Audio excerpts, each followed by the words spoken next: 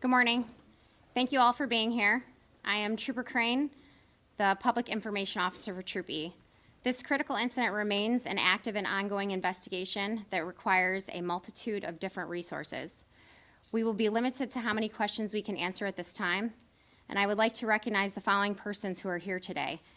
The Assistant Special Agent in charge with the FBI, Jeremy Bell, Chemung County Chief Assistant, Susan Ryder Ulaco, Horseheads Village Manager, Nathan Nigel, Horseheads Village Mayor, Robert Maloney, Horseheads Police Chief, Michael Suey, Horseheads Fire Department Chief, Arthur Sullivan, the Bureau of Criminal Investigation Captain Kevin Suker, Zone 3 Uniform Captain Ryan Bentley. I would like to introduce the Troop E Commander, Major Mikolos S. Cersei. Good morning, thank you. Good morning, everybody. The New York State Police began an investigation when a remote-controlled improvised explosive device was recovered in the town of Veteran on November 6, 2023. A multitude of investigative steps, including subpoenas, search warrants, and personal interviews, led to identifying the suspect, Michael P. Hilliard, age 43, of Horseheads, New York. On Saturday, November 11, 2023, members of the state police were conducting surveillance of Hilliard, who was observed exiting his residence with several items and entering a small U-Haul box van. Hilliard was observed traveling north on State Route 13 in the town of Newfield, and out of concern for public safety, he was stopped and apprehended. A search warrant was conducted on the U-Haul, revealing no immediate threat to public safety. Hilliard was interviewed, and other investigative steps were taken, which developed into a search warrant of his residence located at 207 South Main Street in the village of Horseheads. Hilliard was charged with criminal possession of a weapon in the first degree, which is a B felony in the state of New York. He was arraigned and remanded to the Chemung County Jail in lieu of $250,000 cash or $500,000 bond. Efforts began to orchestrate a search detail on Hilliard's residence. On Sunday, November 12, 2023, a detail comprised of the bomb disposal unit, the forensic identification unit, the emergency management team, the contaminated crime scene emergency response team, the unmanned aerial system team, the Bureau of Criminal Investigation, and uniformed members and the Village of Horseheads Police Department conducted a warranted search of his residence at the before-mentioned address, revealing a myriad of bomb-making equipment, volatile explosive material, and unknown chemicals in various quantities. Some of these chemicals are known to be unstable and particularly volatile if not kept in a temperature-controlled environment. Due to the quantities involved and the threat to public safety, it was necessary to evacuate the surrounding businesses and residences while members of the FBI responded from Huntsville, Alabama, and Quantico, Virginia. On Monday, November 13, 2023, the State Police, Village of Horseheads Police Department, FBI, and all specialty units within these agencies convened to remedy the scene quickly. Our goal was to minimize the impact of the surrounding community as soon as possible and to return the people to their homes safely. Members identified several different kinds of explosives along with several homemade blasting caps commonly used with high explosives. Throughout Monday, Tuesday, and Wednesday of this week, members of the New York State Police Bomb Disposal Unit and unmanned aerial systems utilized the local gravel pit in the town of Erin to detonate these volatile substances in blasting caps. This multiple day search also secured the removal of hazardous chemicals, including strong bases, strong acids, and water reactive chemicals that were remediated and removed. Without the meticulous disposal of our hazardous material specialists, these chemicals, when interacting with one another in the presence of explosive devices and other substances, would have been catastrophic for the downtown area of Horseheads. Without delay, the roadway was reopened and the Horseheads Code Enforcement Department was advised to inspect the residents at their convenience. The neighboring residents were able to return to their homes safely. I want to thank all the state police assets, specialty units that assisted in this investigation. As I mentioned prior, it was pretty important for us to have those details throughout New York State respond to the village of Horseheads. I would also like to thank all the personnel who responded this past week and weekend, including the Chemung County District Attorney's Office, the Village of Horseheads Police Department, the FBI, the Department of Environmental Conservation, the Village of Horseheads government, the staff. We got to know each other quite well, utilizing their building, so thank you for that. And the Village of Horseheads Fire Department, which we're utilizing their facilities today. I would also like to commend the assistance of our non-government partners, Edger Enterprises and TNR Environmental and Spectrum. They assisted us with remediation and with details and information in regards to the defendant. Thank you to the owners and employees of the small businesses affected by closing the streets and sidewalks. Your sacrifice allowed us to remedy the scene effectively. I'm genuinely proud of how all these agencies came together and orchestrated this investigation and mitigation of potentially hazardous materials. I extend my deepest gratitude to the community for your understanding and patience during this challenging time. I know I got to meet a trustee while I was there before, and we tried to discuss with her the importance of what we were doing, and she heard the message and spread our word, so thank you for that. I want to thank all the citizens of the Village of Horseheads displaced during the remediation efforts.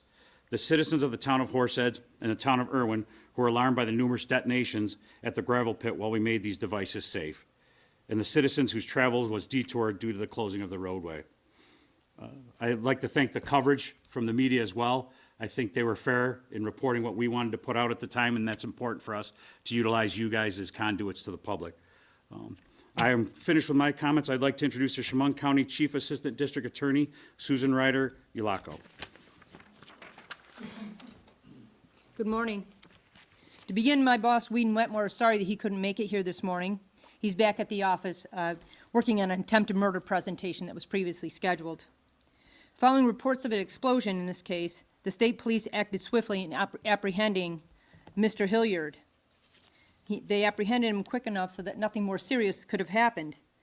We are now, after the search of the residence where they had found explosive materials and bomb-making materials, we are now awaiting laboratory analysis of all of those substances, as well as we are reviewing handwritten notes and digital data. The investigation is ongoing, and we are subpoenaing materials and interviewing former friends and coworkers for information that they may have.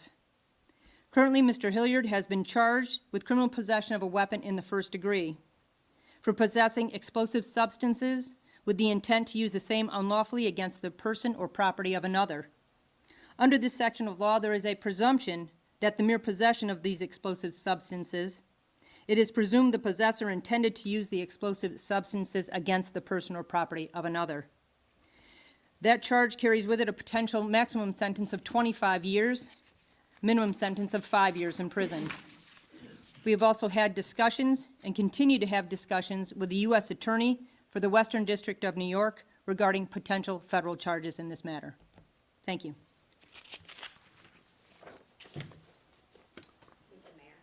Mr. Mayor.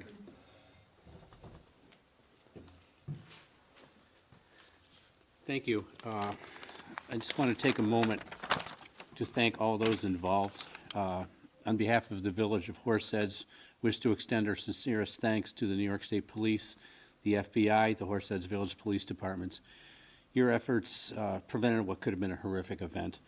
I greatly appreciate your professionalism, communication, and decisive actions. I particularly wish to thank New York State Troop E Commander Major Mick Searcy and New York State Police Sergeant Brian Bernard, who were in constant contact with us and available throughout this event. I also wish to thank the residents and the residents and businesses of our village. You were patient and understanding. I know it was a hardship, but everyone was wonderful. Additionally, I extend my appreciation to all of our village employees for their efforts this week. And finally, I wish to thank the Horseheads Fire Department for all you did this week. Chief Arthur Sullivan, Deputy Chief Ryan Wheeler, Deputy Chief Rick Skebe, Deputy Chief Seth Zalko, and all the members of the department who put in countless hours of work this week. Your knowledge, professionalism, and actions were extraordinary. These volunteers took time off from work, left their families, went with little or no sleep for days, and committed themselves to protecting our community, and we thank them. And also to all the agencies and fire departments that stepped up without question to help us, we thank you. These include New York State Fire, Irwin Ambulance Service, Chemung County Emergency Management Office and Coordinators, Town and Country Fire Department, Southern Tier Chapter of the American Red Cross, Elmira Heights Fire Department, Millport Fire Department, Southport Fire Department, Pine City Fire Department, Webb Mills Fire Department, Chemung Fire Department, Watkins Glen Fire Department, Montour Falls Fire Department, Schuyler County Office of Emergency Management and Decontamination Team, the Corning Joint Fire District, Painted Post Fire Department, and Community Fire and Rescue from Van Etten. And a special thanks to the Community Fire and Rescue Rehab Team who provided us with an endless supply of food and drinks throughout the event. Thank you. I'll just open up to questions if anyone has any. Can you go into greater detail about the remote controlled device? Like, could he have used a cell phone, radio, laptop? It's a good question. Without going into too much detail in hindering the criminal investigation and the prosecution, it was a remote device with, Would you be able to stand to the mic? sure, Thank you. if I can get out of the chair. It was a remote device that used a remote control. So it was something that could be used from some type of distance, a good distance from the instrument in which he wanted to explode. And do you know about how far of a range he would have? Yeah, it was well over approximately 6,000 feet. Is this the device? Go ahead. Is this the device that was found on Mercer Road? Or, if I may ask you, how this all got started? I spoke to several neighbors who live in the vicinity of Mercer Road. They told me that they heard at least one explosion. One of them said that they heard the explosion on Sunday evening, November 5th, at around 11:30, that rattled his windows, jolting him awake. He went out to see something on fire, burning, and that the next day, or shortly thereafter, law enforcement started arriving and checking things out. And then the highway department employee located an unexploded ordnance or device on the side of the road. Did any neighbors call in any explosions, and that is how the response initially began, or can you speak to that point? Sure, there was initially a response on Sunday night for an explosion. Or an explosion? Again, it was approximately 11:30 at night. Nothing was located that evening. And then the next day, to your point, the town employee located something that was unexploded, and that's where the state police involvement began, is on Monday. Okay, gotcha. And then, that was the only device that was found on Mercer Road, correct? There was nothing else At this time, yes. at this time? I do have another question, I'll see. No, go ahead. As far as, you say the U-Haul truck, there was nothing in the truck, or what can we say about what was inside the truck? There was nothing in the truck. We found nothing in regards to that after a search warrant was obtained and a search was conducted. I think it was just a means of transportation for him. Do you know where he was headed? I do, but I can't reveal that at this time. And that speaks to the next question, which is, what is the reason behind all this, or was there a target that was in play here? To put the public and the community, in mind, there was no target in play. It was more of a personal trip that he was on. He was on a personal trip, so he wasn't headed with the intent to cause anything? No, there was no intent or harm coming to the public that we can see at that time. So as far as what he was planning to do with this myriad of explosives that could have been catastrophic, we don't know what the motive is. Yeah. In regards to the stuff located at his apartment, Yes. yeah, we can't speak to that. No, that's still ongoing. As the chief assistant mentioned, it's several interviews, and we have some things to review. Okay, thank you. You're welcome. As far as you know, and as far as you can say, was Hilliard doing this alone, or are there other people that you're also looking for or looking into? It's a great question. Right at this time, in regards to the stuff that he possessed in his apartment, I could say I believe he was doing it alone.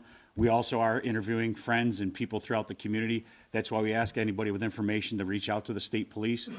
Somebody may know, he may have said something at some time, and we'd like to know those things and know that information to try to put that history together. We're still working on that. Did I understand that, right now he's facing state charges, I'll let but you not speak to that. yet federal charges? Yes, right now, he's facing a charge of criminal possession of a weapon in the first degree so far. But the investigation is ongoing, so that we expect there may be some additional charges. Okay, and, this might be one of those you're not gonna answer, but I'm asking anyway. There was a recent threat made, an arrest was made of a Cornell student for threats that were made and that were found to to be credible enough to investigate of Jewish students and a building on Cornell's campus. So I wonder if you mentioned that you're reviewing handwritten notes and digital matter, the materials, I think you said. So is there anything that indicates that the city of Ithaca or Cornell University might have been a target, or might have been? We have nothing for that at this in any way time. might have been a cap. And how long does it take to amass the kind of materials that he had? Like you mentioned, handmade blasting caps and other volatile chemicals. Can you talk about what it takes to actually acquire those things, whether they were acquired legally or not, or?